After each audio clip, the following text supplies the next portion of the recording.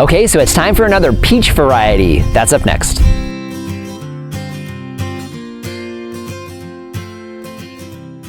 Hello everyone, this is Dwayne with Edge of Nowhere Farm, and we're coming to you here today. It's actually the end of May 2019.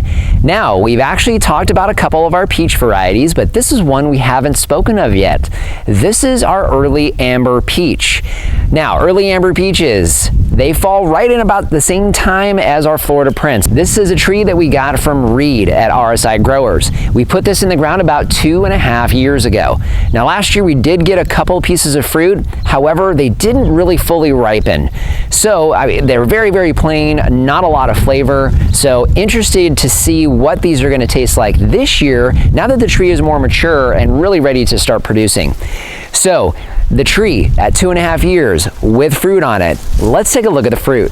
Okay, so here we are towards the middle of the tree. We got a lot of fruit on this tree. So what we're doing here, in fact, I'm gonna link our video where we talked about the difference between using bird netting and using organza bags on peaches. Now, with the Florida Prince, it was a huge failure using organza bags. First time we've had a failure on organza bags as far as protecting fruit. We put the organza bags on these fruit about a week ago or so, and we're finding that we're not getting quite as much damage on this tree. Now, whether or not it's because we're up in the front of the house or some other reason, I don't know. However, not quite as bad. So what Lori will see as she's sliding in here a little closer, we've got our organza bag here, and I'll link the organza bag that we're using here. So if you guys want to take a peek at that, we've got it in our Amazon shop. But I'm gonna go ahead and take this off so we can look at the fruit. So now we get an idea of what the fruit looks like on the tree. So one of the things about peaches is the skin itself can either be really, I'm just gonna call it furry. So it can be really furry, or it can have almost none, almost like a nectarine, which would be a fuzzless peach. So you've got this fuzz that's actually a lot fuzzier than a Florida Prince. And then as far as the fruit itself, you know it's ripe when you grab it. And what I like to do is kind of cup it with my whole hand all the way around the fruit, if you can see, just like that. And then lightly pull down, it comes right off. So I didn't have to really pull on that much at all. Now, fruit, peaches in particular, when they're sitting on the branches, one of the things when they're fully ripe is you can see it'll actually start to grow into the branch. That's very, very common. Not sure if the camera can really make it out, but we've got actually the branch itself goes this way, which is one of the reasons when you're pulling, you want to grab and cup it this way and pull straight down. Because if you pull and twist, you're going to wind up hurting a lot of this fruit right up here at the top, because you'll push right into those ridges essentially that's created from the branch itself. So just a beautiful looking piece of fruit here. I mean, it's got this interesting color. So one of the things I'm wondering if we're not getting the bird damage is because it has an orange hue, a little bit of, that's actually a little bit of green still and yellow, a little bit of a red blush here, but more orange than red. So maybe that's one of the reasons we're not getting quite as much bird damage. I'm not too sure. Okay, so now let's take a look at the fruit itself. Now, the thing with this fruit is supposed to be a freestone or semi-freestone fruit. So I'm hoping that we'll be able to get the pit out of here pretty easy, but I'm gonna go ahead and cut. Let's take a look at the juice. Oh my goodness, at the juice. Okay, now, freestone. This will be a good test to see whether or not it's freestone. I should be able to twist it. Yep. It's freestone.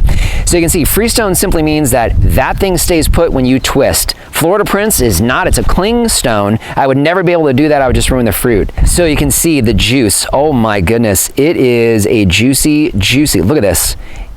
It is super, super juicy, just pouring out. Wow, okay, so the couple fruits we got last year did not do that. So let's see. Oh, all that matters is, what does this taste like? Oh, let's see. Oh my goodness, you guys. Oh, wow. Oh, man. Oh, wow. Oh my goodness. It is so juicy, so sweet. Okay, so let's see. I need to see if I can, okay, it tastes like a peach. However, one of the things that I can tell a definite difference, because we're in the middle of picking the rest of our Florida Prince peaches, which still, this is an amazing peach. Florida Prince, still better, in my opinion. Now, what I really like is the clingstone, because Lori and I freeze a lot of our peaches for smoothies, which is where these are probably destined for unless we eat them all. But it does have a really good, strong sweetness. There's a little bit of tart. This is definitely completely ripe. There's no question about that. It's a completely ripe fruit, but it's got a good amount of sweetness, a little bit more tart than the Florida Prince does, and then the skin. So the skin definitely, I think the reason why it is because it has more of that fuzz. The skin itself is a little thicker, and that skin has a little tiny bit of bitterness. So I'm getting the sweet and the tart, and then still getting a little bit of bitter from the skin itself. But my goodness, a very, very good fruit. I love the fact that it's Freestone. It's going to be great to process these, freeze them, again, unless they don't survive fresh eating. So just want to thank you for joining us today. If you haven't done so already, subscribe to the channel. Questions or comments, leave them in the comment section down below. Check us out on Instagram and Facebook. We post content there you won't see here on the YouTube channel. And our Amazon page, I'm going to link that down below. The organza bags are down there along with several other things we use here, but it doesn't matter what you buy. If you use that link when you start your Amazon shopping, anything you buy helps support the channel here. So just want to thank you for joining us today and remind you, if we can farm on the edge of nowhere, so can you. Getting smacked in the face with a tree.